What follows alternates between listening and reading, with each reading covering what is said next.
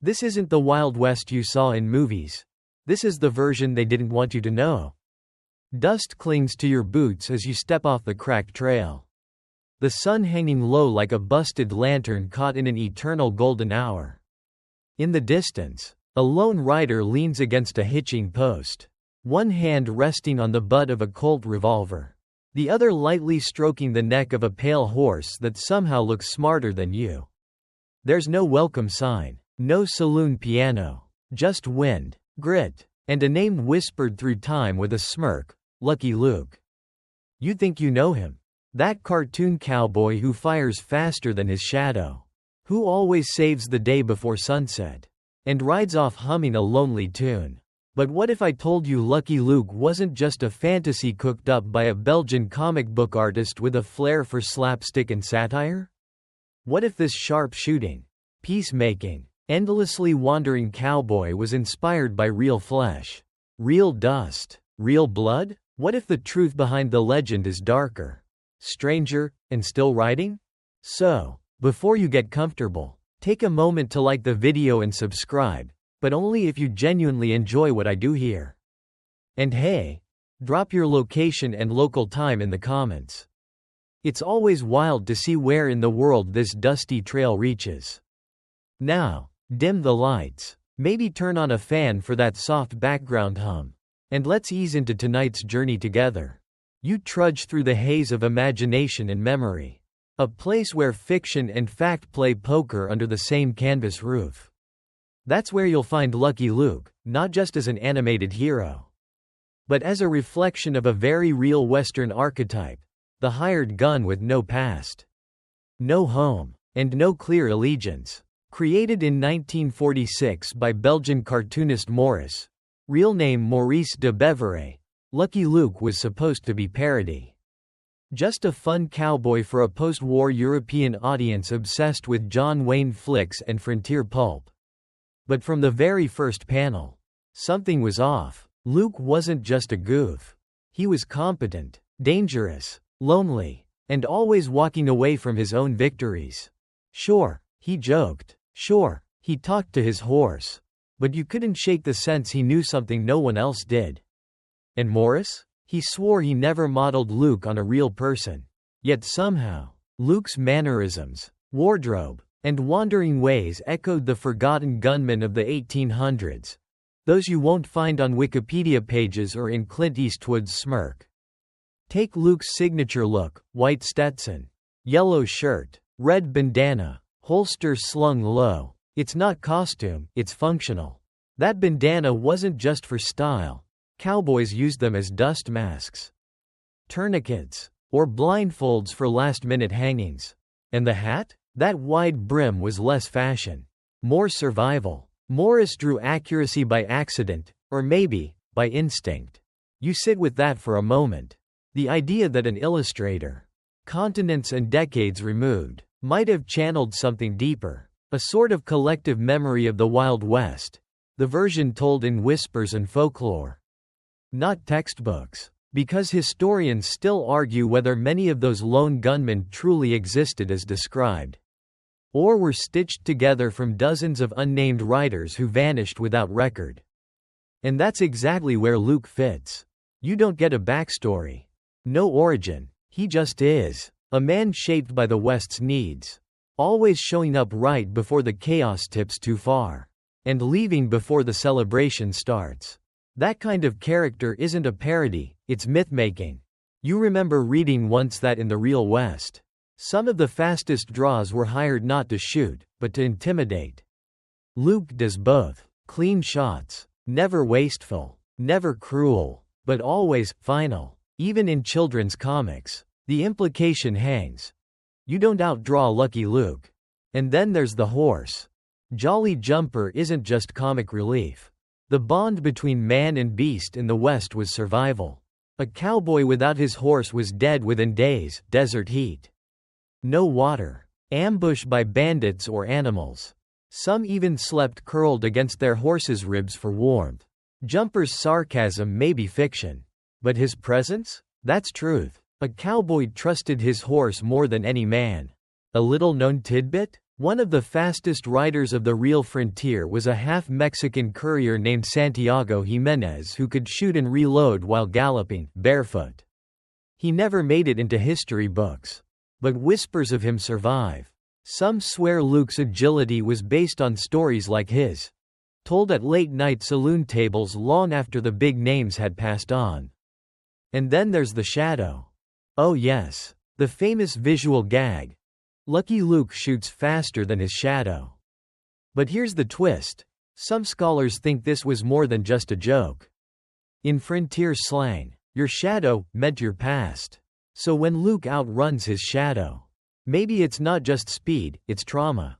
Regret. Maybe, just maybe, he's not running toward justice, but away from memory. The silence of the West hides 1,000 secrets. Lucky Luke, for all his light-hearted quips, walks with the weight of the ones he doesn't tell. You wake up under a sky too blue to be trusted. The kind of blue that feels staged, like a backdrop for something unnatural. The campfire's out, your boots are stiff with dust, and the only sound is the creak of Jolly Jumper's saddle as he shifts beside you. Bored of this nonsense already, you reach for your canteen and mutter, "Who creates a cowboy in Belgium? Anyway?" Because yeah, that's where Lucky Luke was born, not Texas, not Arizona, not even Kansas, but Brussels. Maurice de Beverey, who signed his work simply as Morris, created the world's most famous comic cowboy in 1946. Fresh out of World War II and working in a Europe desperate for escapism. You chew on that for a second, while the continent rebuilt from rubble. Morris looked westward and conjured a man who could fix things with a six-shooter and a sarcastic grin. But here's the kicker. Despite being an ocean and a language away, Morris nailed the tone of the American frontier. He wasn't just copying Hollywood tropes. His early work with American studios, like collaborating with Harvey Kurtzman of Mad Magazine fame, sharpened his satirical edge. He even spent time in the U.S., soaking in real cowboy museums, libraries, and yes, plenty of dime novels. Historians still argue whether Lucky Luke is an outsider's fantasy of the West or an eerily accurate distillation of it. Because somehow, Morris found the humor, the sadness, and the strangeness of that era, long before Western deconstruction was a genre. You picture him hunched over a desk in a cold European flat, drawing saloons, tumbleweeds, and train robbers with the obsession of someone who'd ridden the trails himself. Maybe that's the magic. Morris didn't just draw the West, he dreamed it harder than most people lived it. And there's something profoundly odd about that.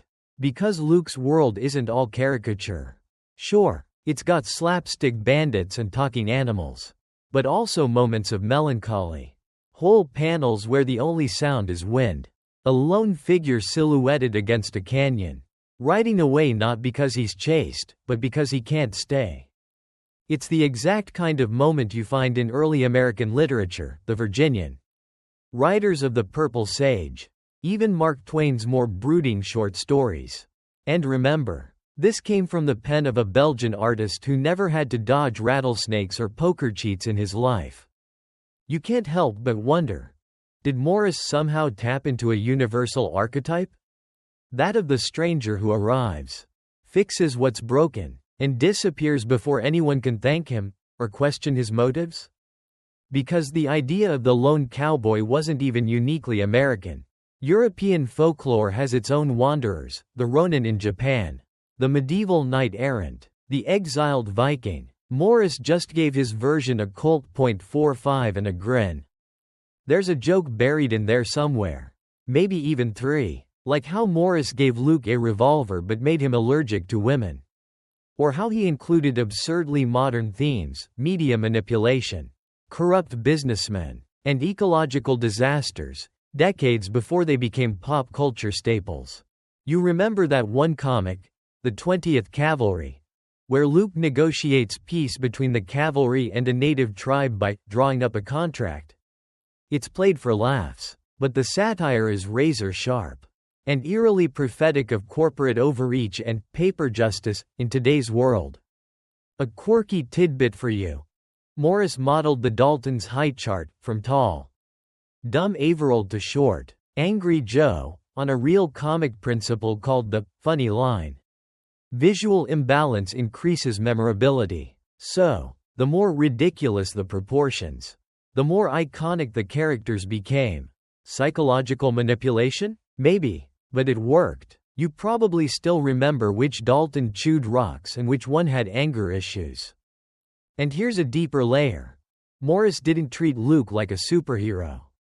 He gave him weaknesses, solitude, boredom, a weariness you don't notice as a kid but feel in your bones as an adult. Luke rides away not because he's too noble, but because he doesn't belong anywhere. He brings peace, but it doesn't make him peaceful. That's not a cartoon trope. That's Hemingway with a 6-shooter. You squint against the imaginary sunlight and sip your imaginary coffee.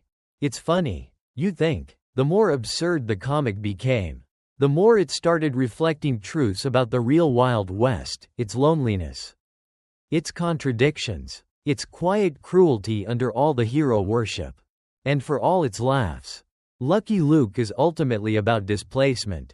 The cowboy with no home, drawn in ink by a man with no horse, telling stories from a continent away, and somehow making it feel realer than a Netflix documentary. You hear the faintest whinny behind you, Jolly Jumper again, shifting like he knows the truth too. You glance at your shadow, and for a brief moment, you wonder if you're outrunning it too. You walk through the ghost town at dusk, boots scuffing past boards that haven't seen a soul in 100 years. Except maybe yours now. The silence is so heavy it feels scripted, like the set of an old spaghetti western just before the shootout cue. But here, the dust is real, the doors creak with honest rot, and if you squint hard enough, you swear you see someone sitting at the bar with a cigarette that never burns down. Could be a memory, could be something else. This is where Lucky Luke fits. Not in the bustling streets of Dodge City or the crowded showdown arenas of Tombstone, but in these forgotten crossroads towns. The ones that barely made the map. Because Luke wasn't just a cowboy. He was the blueprint of the lone drifter. A rewrite of the cowboy archetype filtered through something quieter, lonelier, and just a bit more haunted. Unlike the loud bravado of Western movie heroes, Lucky Luke doesn't boast. He doesn't toast his victories or flirt with the saloon girl. He just tips his hat, mumbles a joke, and rides on. You get the sense he's not interested in glory. Maybe because he's already seen what happens to the men who chase it.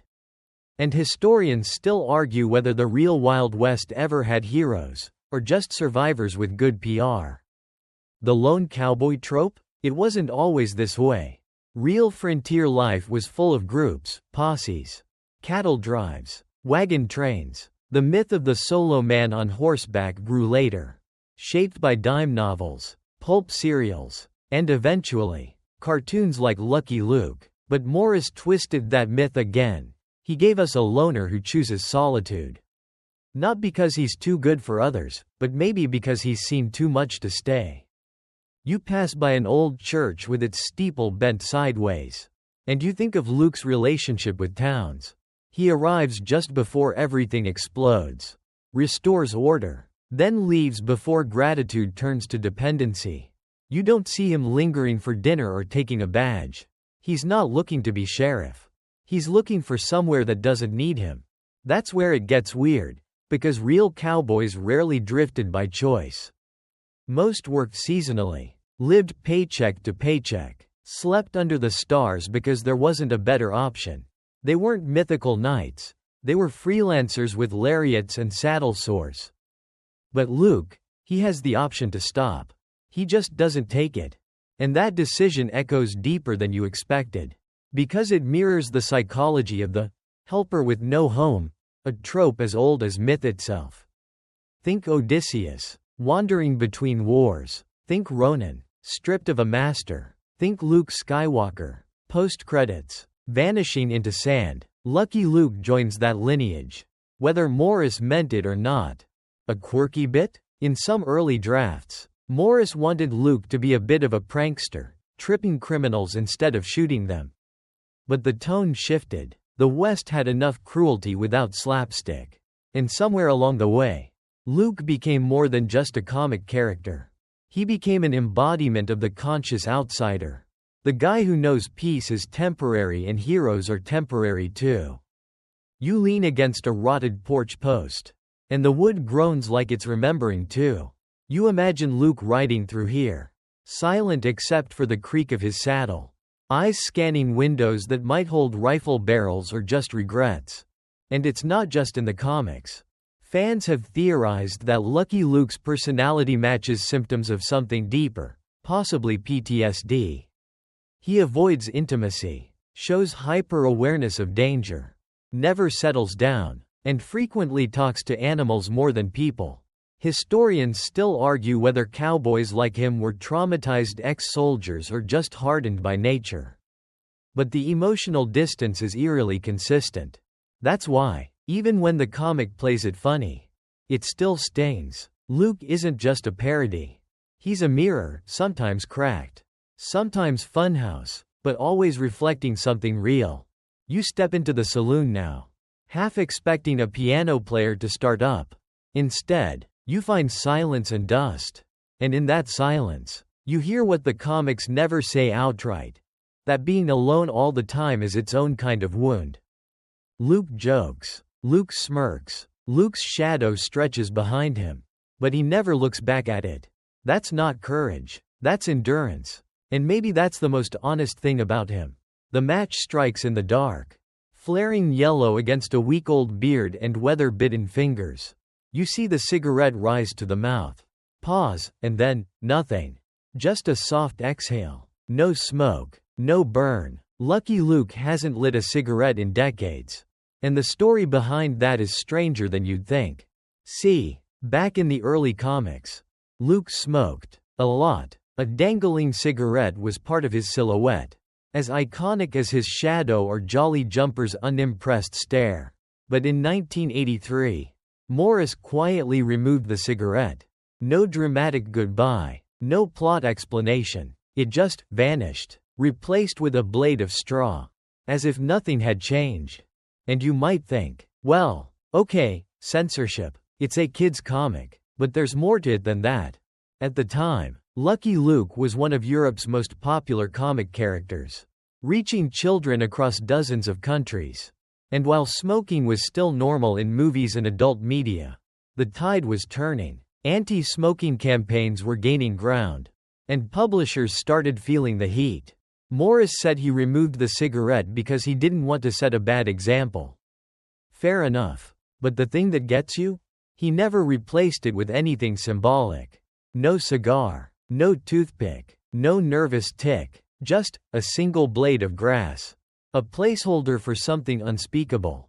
Almost like he was mourning something, an edge, a flaw, a weight. It was as if Luke had made a decision to bury part of himself.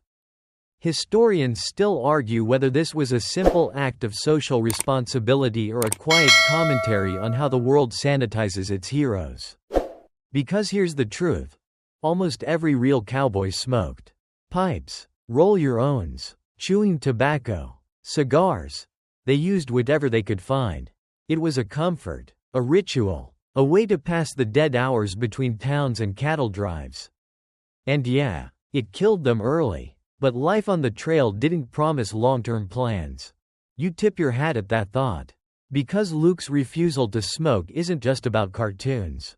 It's about how legends are polished down until they lose their bite. And the real Wild West? It had bite. Lots of it. Tooth rot, gunpowder breath, saloons thick with cigar haze and bad decisions. But in Luke's world, that haze was cleared away. Not to deceive you, but to reveal something else. You remember how, in the comic The Dashing White Cowboy, Luke fakes being a stage actor to infiltrate a band of crooks. He's terrible at first, too stiff, too literal, but then he learns to perform, to pretend. The irony isn't lost on you. A comic cowboy learning how to be more fake to uncover a truth. That's what this no-smoking Luke becomes. A cleaner image hiding a dirtier implication. That he knows what he's missing. That he's made peace with losing his edge. You see it in the way he pauses before lighting something, out of habit. The fingers twitch. The breath holds. Then the grass blade slides into place. And he shrugs. The tension diffuses. It's all subtext, of course. But it's there. And it changes how you read him. A quirky tidbit for you. Lucky Luke actually got recognized by the World Health Organization in 1988 for promoting a smoke-free image. Can you imagine that? A fictional gunslinger earning praise from international health regulators. Somewhere, a real cowboy just rolled over in his grave, probably surrounded by cigar butts and half-finished poker hands. You can't help but smirk. Because here's the secret nobody says aloud. The West wasn't about health. It wasn't about role models. It was about survival, and sometimes the ugliest habits were the ones that got you through. So when Luke stopped smoking, he didn't just give up tobacco. He gave up one more thread tying him to the messy, complicated men he was modeled after. And in doing so, he became a cleaner legend, but a lonelier one too. You look down at the grass blade sticking out of your own mouth now, purely symbolic, of course. It tastes like nothing, feels like pretending, and maybe that's the point. Because Lucky Luke doesn't need vices to be legendary.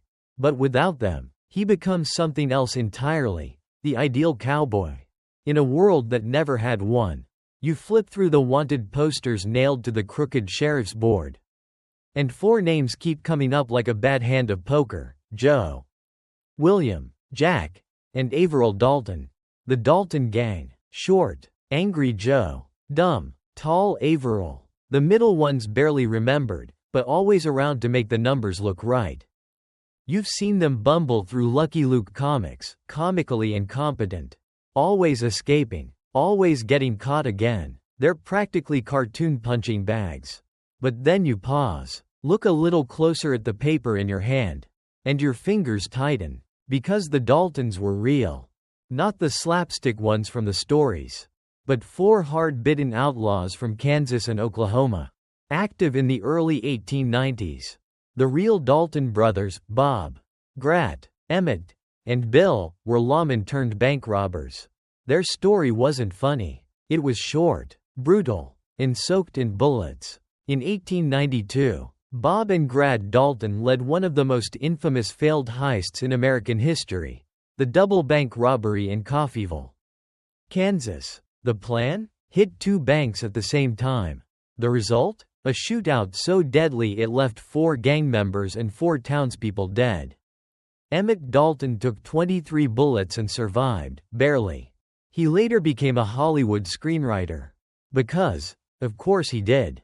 And here's where things get twisted. Morris knew all this. In fact, he introduced the real Dalton brothers into early Lucky Luke stories. But once they got killed off, just like in real life, he missed the dynamic too much. So what did he do? He invented their fictional cousins, made them even more ridiculous, and brought them back as comic relief. Historians still argue whether that was disrespectful or genius. Because while the real Daltons were ruthless killers, their cartoon versions were lovable failures, less a threat, more a lesson. You lean back and look at those exaggerated wanted posters again. The ink lines softening into caricature. Joe, scowling like a man permanently stuck in a short fuse. Averill, daydreaming about pie. You laugh, because it's funny. But then you remember the graves in Coffeyville. And it's not funny anymore. That's the thing with the Wild West. It doesn't stay dead. It gets repackaged, retold, softened. You turn killers into clowns, vigilantes into legends, and somewhere in the mix, you lose the smell of blood and gunpowder. A quirky tidbit? The fictional Daltons are drawn in a perfect height gradient, tallest to shortest, which is a visual gag borrowed from old vaudeville posters. It's meant to be instantly readable. Like musical notes, you can hum them, even if you don't remember their names. But in that gag is a darker truth. The more ridiculous a villain becomes, the easier it is to ignore their roots. And that's why Lucky Luke's relationship with the Daltons is so strange. He doesn't hate them, he tolerates them, foils them, Sometimes even helps them survive their own stupidity. It's like he knows they used to be dangerous. But now they're just echoes. Punchlines. Bad dreams fading in the morning sun. You imagine running into the real Bob Dalton in a Kansas alleyway, guns drawn. Jaw tight. Then imagine Lucky Luke tipping his hat as Averill trips over a chicken. Same name, same outlaw lineage, two completely different worlds. But both, somehow, feel true. You kick dust off your boot and squint at the road ahead. Somewhere down it, the Daltons are probably scheming again. Digging a tunnel with a spoon or dressing up as circus performers to escape prison. You smile. It's harmless fun. Until you remember that the real Daltons didn't get punchlines. They got bullet holes. Still, you ride on. Because Lucky Luke's world isn't about punishment, it's about balance. Justice that doesn't always need blood. Conflict that can end with laughter. And maybe that's why he lets the Daltons live. Over and over again. Because the world's got enough ghosts already. The hoofbeats echo across the canyon floor like clockwork. Steady and strange. You glance sideways, and there he is again. Jolly Jumper. Trotting alongside you with that same smug, half-lidded expression. Almost human. Too human. You'd think, no way he's just a horse. And you'd be right. Jolly Jumper isn't just a sidekick. He's Lucky Luke's partner. His voice of reason. His backup plan. His sounding board. And sometimes, his only friend. He's also, depending on which comic you read, a horse that can do math, chess, kung fu, and sarcasm. Oh, and he talks. Well, thanks. Really, rarely moves his mouth, but we always know what's going on in that smug equine brain. Now, that should make him ridiculous. Talking animals usually belong to fairy tales or children's cartoons. But Jolly Jumper? He's different. He doesn't feel magical. He feels plausible. Like a trick horse that just happens to be the smartest creature in 10 counties. Historians still argue whether Jolly Jumper was inspired by famous frontier horses like Comanche, the only survivor from Custer's last stand, or the cavalry-trained mounts that could respond to silent signals and play dead in battle. Because believe it or not, some real horses were trained to an eerie level of intelligence.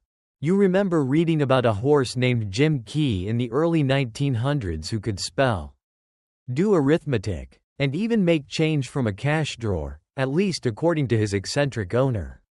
Maybe it was a trick. Maybe it wasn't, but it planted the idea that animals, especially horses, were smarter than they let on. Jolly Jumper pushes that notion to its absurd extreme. But he never breaks the story. He doesn't float, glow, or cast spells. He just acts like the one being who understands Lucky Luke without needing to ask questions. And that's the heart of it, isn't it? You've probably noticed Luke doesn't talk much. He's not big on long speeches. When things go sideways, he doesn't explain, he acts. And when he's alone, it's usually Jolly Jumper who responds with a quip. It's as if the horse is there to say all the things Luke won't.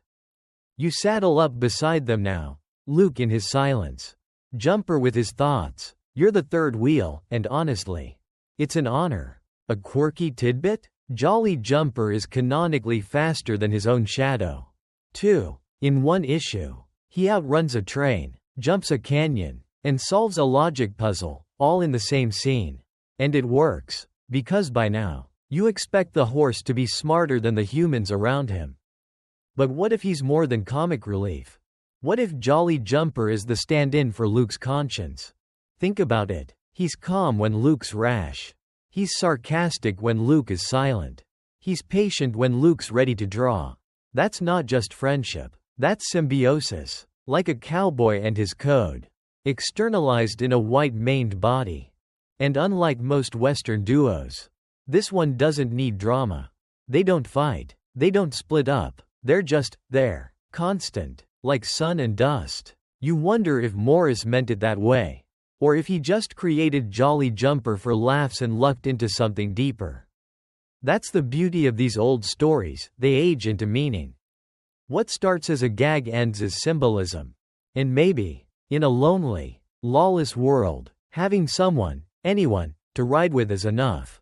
You reach out and pat your own mount, wondering what secrets it might be keeping. No thoughts come, no sarcastic internal monologue, just a soft huff of breath and warm leather reins. Guess you're not Lucky Luke. But if you were, you'd probably already know that. You ride into a town that shouldn't exist. The buildings lean like drunkards. The jail's door hangs open, creaking in rhythm with the wind. There's no name on the signboard. Just a faded scrawl. Welcome, maybe. No one greets you. Not even silence. Just the faint hum of something unfinished. And yet, this town feels familiar. You've seen it before. Not in history books. Not on maps, but in Lucky Luke comics. It's one of those places that looks real enough to fool you, but weird enough to make you question your memory. A nowhere place. A placeholder for all frontier towns that vanished before anyone thought to write them down. Because here's the truth. Most of the towns Lucky Luke visits never existed. At least, not by the names printed in the comics. Yet somehow, they're more true than the ones we remember from dusty monuments and grainy sepia photos. Luke's towns are built from archetype. One corrupt judge, one drunken doctor, one earnest but overwhelmed sheriff. A mine, a saloon, a schoolhouse with a bell that hasn't rung since the last gunfight. You step through them and feel like you've been there before, even if you haven't. Historians still argue whether this stylized version of the West helps preserve its memory or dilutes it. Because for every Deadwood or Dodge City, there were 100 towns that blinked into existence for 6 months during a gold rush, and disappeared just as fast. And those are the towns that Luke seems to ride through. The ones that history forgot. You tie your horse to a rail that probably isn't structurally sound and wander into the sheriff's office. Inside, a single wanted poster. No name, just the words, "You know who you are." You raise an eyebrow. That's either brilliant writing or the world's laziest lawman. That's how justice works in Luke's universe. Symbolic, a little absurd, but always hitting the right mark. He's not hunting real criminals, he's hunting ideas of them. Greed, arrogance, stupidity. And those ideas? They settle into towns like dust and floorboards. A quirky bit. In several of the comics, towns are literally built overnight. In one story, a gold nugget leads to a fully functioning city springing up in 24 hours, complete with barbershop, opera house, and corruption. And then, just as fast, it disappears when the vein dries up. Sounds absurd, right? Except, it happened. Towns like Bodie, California and Elkhorn, Montana swelled to thousands overnight and were gone within a year. Real boomtowns. Real ghost towns. You step outside now, watching a paper tumble down the empty street. Probably a sermon, or a land deed, or someone's last words. It doesn't matter. It's all compost for the myth. What Lucky Luke's towns lack in GPS coordinates, they make up for in emotional accuracy. They feel like the West. Unfinished, chaotic, honest in their brokenness. You remember one comic, The Tenderfoot, where a clueless Englishman tries to civilize a wild frontier town by applying British etiquette. Tea time, top hats, garden parties. It's hilarious. And also, painful. Because it's true. Settlers did try to tame the West with imported manners. And the West responded with dust and mockery. Luke doesn't mock the towns. He just moves through them, fixes what's broken, stops what's stupid, and then rides away, like a janitor for the human condition. You pass the church now. No windows, no congregation, just a pulpit and a rat chewing on a hymn book. You think, maybe this was a real town once. Maybe not. Either way, it exists now, in your head. Because Lucky Luke walked through it. That's the power of invented towns. They stick in the mind. They tell the truth, even if they're not factual. And honestly, isn't that what the Wild West always was? A place that shouldn't have worked, but did, just long enough for someone to draw it. Forget it, and draw it again. You find yourself on the trail again. This time not through dust and cactus, but through memory. Not yours, his. Lucky Luke's. And it's quieter here. No bandits. No galloping hooves. Just the sound of wind brushing through brittle sagebrush, and that empty feeling you get when you realize the hero never smiles with his eyes. Because let's be honest, Lucky Luke might be funny, but he's not happy. Not really. You start noticing the signs. The way he stares too long into campfires. The way he cracks jokes without laughing. The way he never sits with his back to the door. Even in cartoon panels. It hits you all at once. This man is tired. Tired of fixing problems he didn't cause. Tired of leaving before he can call any place home. Tired of being needed by people who forget him the moment he's gone. And sure, he's not real, he's ink and imagination. But that doesn't stop the feeling. You know it too well. Historians still argue whether the stoic, emotionally guarded cowboy persona came from real frontier men or was a Hollywood invention. But either way, Luke leans in hard. He's quiet, capable, mysterious, and deeply alone. It's not just in the way he rides off at the end, it's in how he behaves while he's still there. He never flirts. He never gets drunk. He never stays for the celebration. The most human connection he has is with a sarcastic horse. Which, frankly, says a lot. And then there's the humor. Luke's humor is dry, bone dry. The kind you only develop after seeing things you'd rather forget. He jokes because it's easier than explaining. He teases outlaws as he cuffs them. He mocks bad ideas while correcting them. He makes you laugh, but always at a distance. In psychological terms, that's called detachment with effective masking. In Western terms, it's just how cowboys are. You picture him now, leaning against a porch beam in some town that won't survive the next railroad survey. He's chewing a grass blade, not smoking. Remember, and watching people dance to a fiddle. He doesn't join. He doesn't leave. He just waits, like he's hoping someone will ask him to stay. And knowing they won't. A quirky tidbit? In one of the lesser-known comics, The Prophet, Luke pretends to follow a charismatic frontier cult leader just to learn what makes people follow someone with blind devotion. It's funny on the surface. But the deeper you look, the more it stings. Because Luke realizes something terrifying. People want to be led, even into madness. And he's not the guy who leads. He's the guy who fixes. You might have heard the phrase, helper complex. It's common among people who avoid their own problems by solving everyone else's. Luke wears it like a badge. He walks into towns mid-crisis, sorts them out, and rides away before anyone can ask about him. Because if they did, what would he say? I'm the guy who outran his shadow. That's not a punchline. That's trauma. And the comics don't hide it. Not really. They just cover it with visual gags and desert jokes. But if you read close enough, really close, you notice Luke has no family. No roots. No possessions that can't be stuffed in a saddlebag. Not even a consistent place to sleep. He's the frontier version of a ghost. Needed. Respected. But never held. You pass an old cemetery now. And there's no grave for Lucky Luke. There never will be. Because legends don't get buried, they fade. And you wonder, what happens when the towns stop needing him? What happens when the West grows quiet? Does he just keep riding? Or is he waiting for something he'll never name? The idea makes you sad in a way you didn't expect.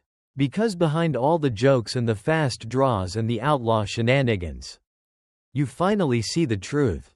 Lucky Luke isn't a cowboy. He's a coping mechanism. And the West? The West is just a place to disappear. The horizon burns orange as you ride west, always west. Behind you, the town fades like a half-remembered dream. Ahead? Desert, open sky, and questions. Always questions. Tonight, one in particular. What about the people already here? Because if Lucky Luke's world is full of saloons, outlaws, and railroad tycoons, there's something eerily quiet about the other half of the frontier story. The half with names like Red Cloud, Cochise, and Geronimo. The half built on buffalo trails, sweat lodges, and sacred ground. Indigenous voices rarely get much ink. And when they do, well, let's talk about that. You think back to the comics. Luke interacts with Native American characters more often than most cowboy heroes. Sometimes they're allies, sometimes rivals, often caricatures. It's played for laughs. You're supposed to chuckle when a chief offers treaties written on bison hide or challenges Luke to smoke signals that accidentally cause a forest fire. But it doesn't sit right. Not now. Not with what you know. Historians still argue whether Morris's portrayal of native peoples was progressive for his time, or simply another reflection of Western media bias.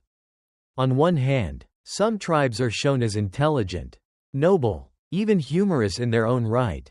On the other, the stereotypes are impossible to ignore: feathered headdresses, broken English, mystical mumbo-jumbo.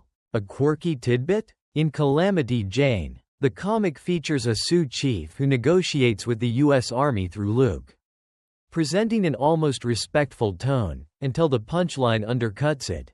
Always, the joke lands on them. You ride slower now. Because the real West wasn't just cowboys and criminals. It was treaties broken, children stolen, cultures dismantled under the name of progress. Luke's world skips most of that, sanitizes it, or hides it behind painted teepees and peace pipes. And yet, Luke doesn't fight the tribes. He doesn't lead cavalry charges or talk about savage uprisings. More often than not, he's caught in the middle, trying to stop misunderstandings before they get bloody. That's where it gets complicated. Because maybe, just maybe, Morris knew what he was doing. Maybe he realized the cowboy wasn't the hero of this story. Maybe that's why Luke is always the outsider, respected but never rooted. Maybe the land itself never lets him belong. You ride past a rock formation shaped like a sleeping giant, and you feel it watching you. Not in a supernatural way, but in the way old things remember. Luke doesn't talk about this. He doesn't have the words. But his silence sometimes says more than dialogue ever could. Take the Oklahoma Land Rush comic. It shows settlers swarming over native territory with flags and stakes, claiming what was never theirs. Luke keeps the peace, sure, but he doesn't stop the injustice. He can't. It's already happening. He's just there to minimize the damage. It's one of the few times the comic hints at something truly heartbreaking. That the West wasn't won by heroes. It was taken by paperwork and bullets. Luke knows it. You can see it in the way he watches the land change around him, helpless to stop it. There's a moment in another issue where a native character asks Luke, "Where will you go when there's no more frontier?" Luke doesn't answer. He just looks to the horizon. Maybe he knows the answer. Maybe that's why he keeps moving. You pull your hat low and ride on. The sun dipping below the ridgeline. You think of all the voices buried beneath this trail, stories untold. Tribes erased. Languages gone silent. Luke never speaks for them. But maybe he rides because of them. Maybe he's not a savior. Maybe he's just bearing witness. And that's something even the fastest cowboy can't outrun. The air smells different here, sweeter, sharper, like lavender and gunpowder. You're not sure why, until you see her, standing beside a battered stagecoach. Boots planted wide, hair tied back with a piece of red cloth, and a Winchester slung casually over one shoulder. She's not waiting for help. She is the help, and in that moment, you realize something that the Lucky Luke comics only ever hinted at. Where were the women? Sure, they were there. Calamity Jane showed up once, in her usual chaotic, scrappy glory. And yeah, there were saloon girls, schoolmarms, and the occasional mail-order bride. But more often than not, the frontier was painted as a man's world, and Lucky Luke reflected that. Not because Morris didn't believe women belonged in the West, but maybe because the archetype he was working with didn't know how to make space for them. Historians still argue whether women were truly marginalized in the 1800s frontier, or whether their stories just weren't told. Because the facts don't lie. Women ran ranches, drove cattle, held patents, ran newspapers, and even gunned down outlaws when the situation called for it. Some dressed as men to enlist in the military.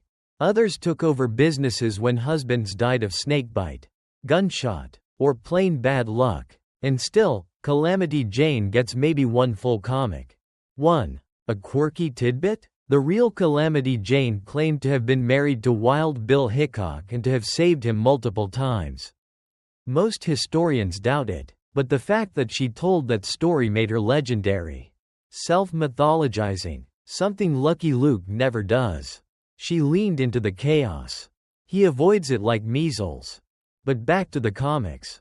In Lucky Luke's world, women are background music. They pour the drinks, cry when the banks are robbed, cheer when Luke rides in, and wave when he rides out. You never see one on horseback beside him.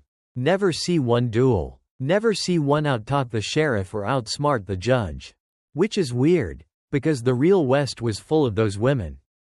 There's Mary Fields, Stagecoach Mary, a black woman who delivered mail across 8,000 miles of dangerous Montana wilderness with a shotgun and a pair of mules.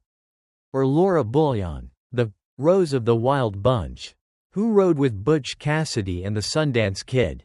Or Belle Starr, who dressed like royalty while fencing stolen horses and manipulating entire outlaw networks. But in the land of Lucky Luke, their saddles stay empty. You wonder if that was by design, or just an oversight. Maybe Morris thought including women would soften the story. Maybe he feared it would turn comedic action into romantic subplot. Or maybe, just maybe, Lucky Luke is intentionally alone in that way too. No love interests, no heartbreak, no wife in the background waiting for his return. Because how can a man with no home, no past, and no future promise anything to anyone? You tip your hat to the woman beside the stagecoach. She doesn't tip hers back. She's busy loading a rifle. Her work never stopped for legends.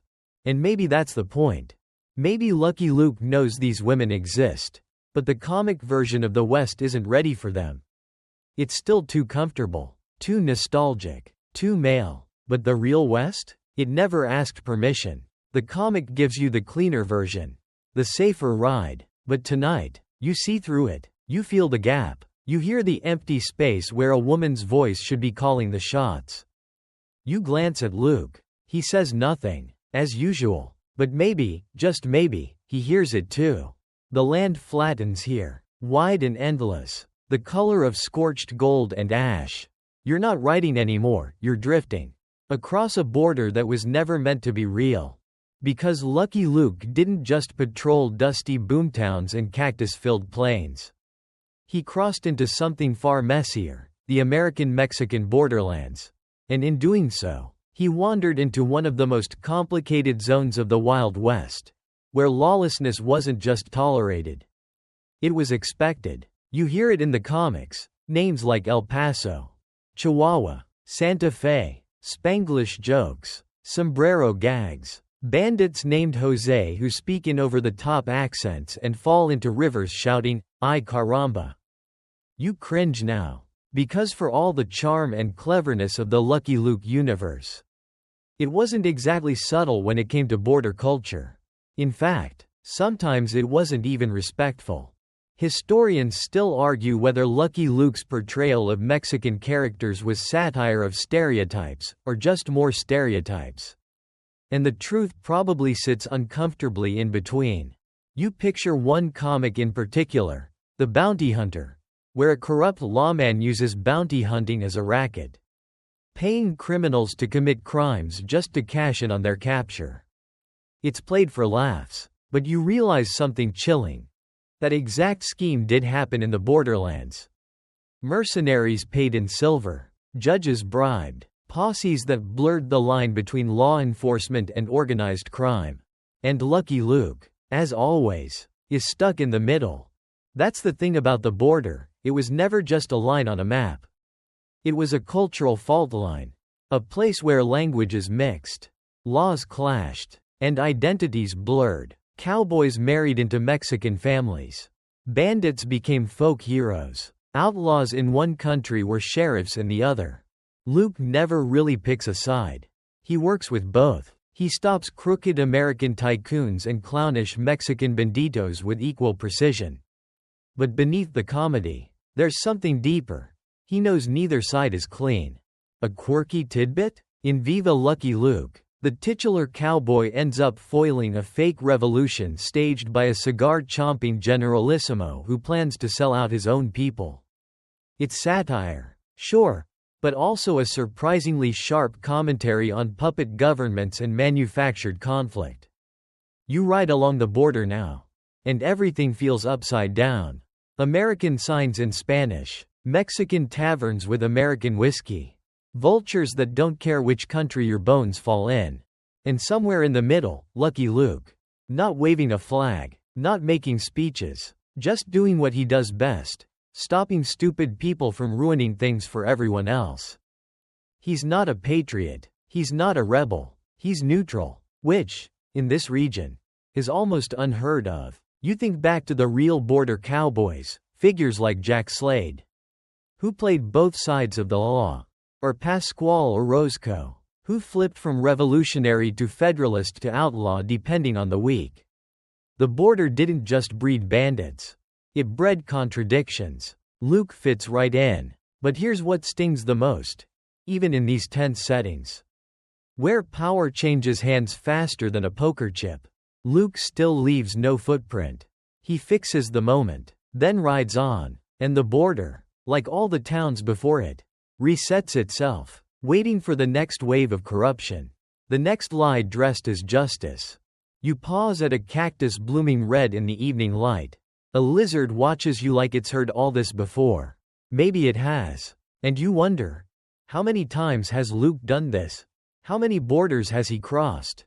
How many people has he saved who won't remember his name? That's the curse of being neutral. You're never the villain, but you're never the hero either.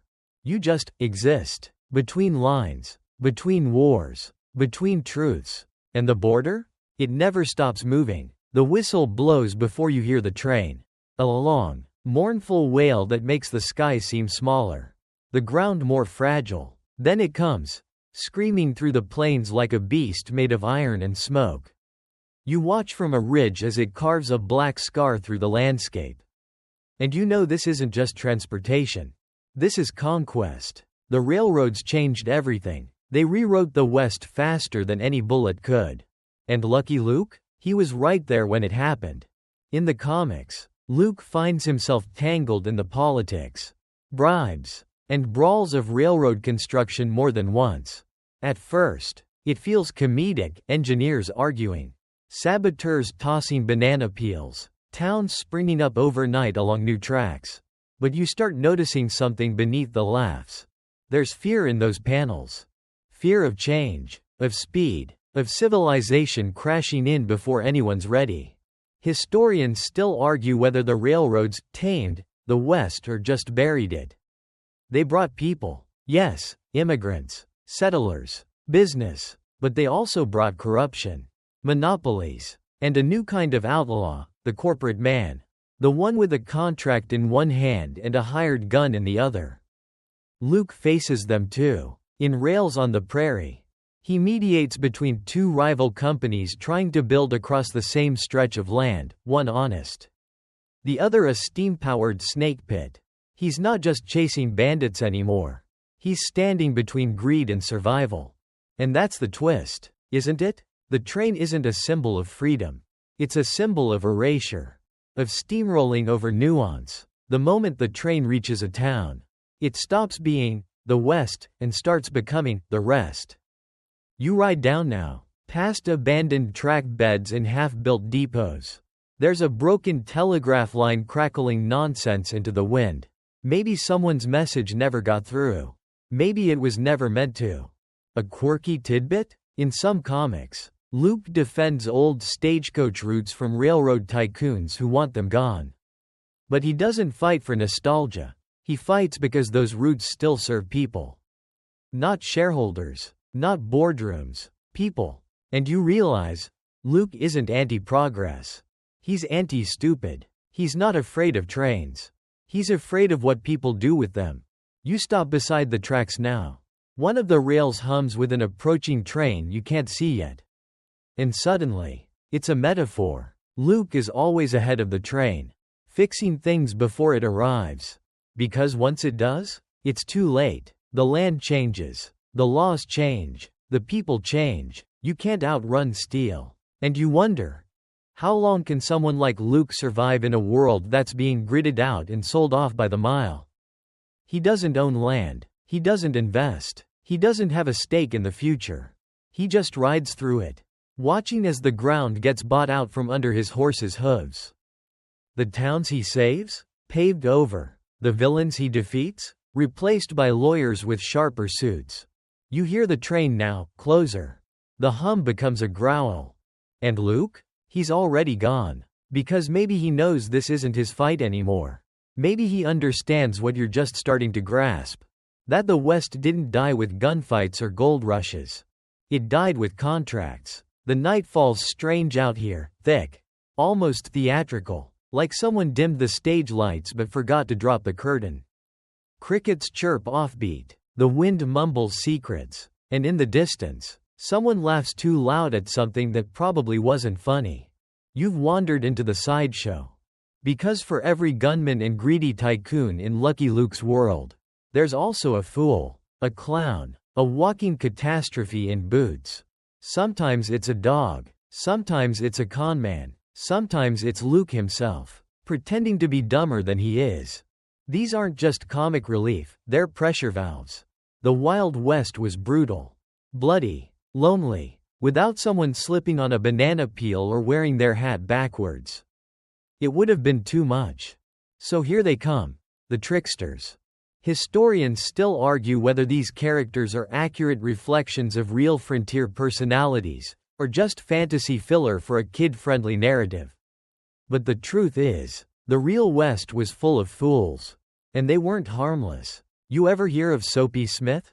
Con artist, gang leader, self-proclaimed Prince of Skagway.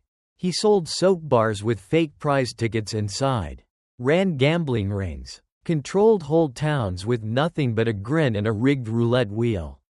Until one day, the town got tired, and Soapy got shot. There's always a Soapy, and Lucky Luke meets a dozen of them. Like Billy the Kid, reimagined not as a cold-blooded killer, but as a whining, childish brat with a sweet tooth and mommy issues. Or Pat Poker, the card cheat with the IQ of a spoon but luck that borders on supernatural. Or that one guy who claims to be Napoleon and runs a fake army out of a barn. Absurd? Absolutely. But underneath the absurdity is a kernel of truth. The West attracted people running from something. Failed actors. Failed preachers. Dreamers who dreamed sideways. A quirky tidbit? One of the recurring characters in Lucky Luke is a dog named Rantanplan, a parody of Rin Tin Tin, who is so unbelievably stupid that he forgets why he's running halfway through the chase. And yet, he always ends up in the right place. Kind of like the West itself. Because here's the thing nobody says. The frontier wasn't filled with noble warriors and philosophical loners. It was full of eccentrics. People who couldn't survive anywhere else. The drunk inventor. The one-eyed piano player. The guy who sells snake oil, that's 80% actual snake. Luke doesn't laugh at them. Not really. He tolerates them, works around them, sometimes uses their chaos to his advantage. Because while the train barons bring danger, and the bandits bring violence, it's the fools who bring unpredictability. And unpredictability? That's the real Wild West. You duck into an old tent now. Inside, there's a ventriloquist dummy wearing a sheriff's badge, a fortune teller asleep beside a crystal ball filled with gin, and a sign that reads, "We're all stars. But some of us burn out louder." Yeah, that tracks. Because the West was always a performance. And Lucky Luke? He's the straight man in a world that forgot the script. You hear a snort, Jolly Jumper again. Probably rolling his eyes telepathically. Somewhere out there, someone's falling into a barrel. Someone's selling Miracle Tonic. Someone's painting stripes on a cow and calling it a zebra. And Luke? He's riding into it. Not to stop it, just to make sure no one gets hurt too badly. Because even in a cartoon West, you need someone to make sure the clowns don't burn the tent down. You wake up somewhere unfamiliar again, not in a saloon, not on a trail, Just space. Not outer space. Mind you, emotional space. The kind that opens up when a question lands in your chest and refuses to leave. What if Lucky Luke was real? Not the cartoon. Not the satire. The man. What if somewhere out there, writing long before Morris ever picked up a pencil, there was a drifter like Luke? A gunslinger with a clean draw. A silent moral compass. And a refusal to stick around long enough to collect thanks? Historians still argue whether the archetype of Lucky Luke was drawn from one person, or many. And honestly, the Wild West doesn't give you easy answers. But the idea that he could have existed? It's not as wild as you think. Start with the wardrobe. That yellow shirt, red bandana, low-slung holster. Those weren't comic flourishes. They were practical choices. Colors to stand out. A scarf to filter dust. A holster for speed over safety. Real cowboys dressed like that, not because it looked good, but because it worked. Then there's his skill. Luke doesn't just shoot fast.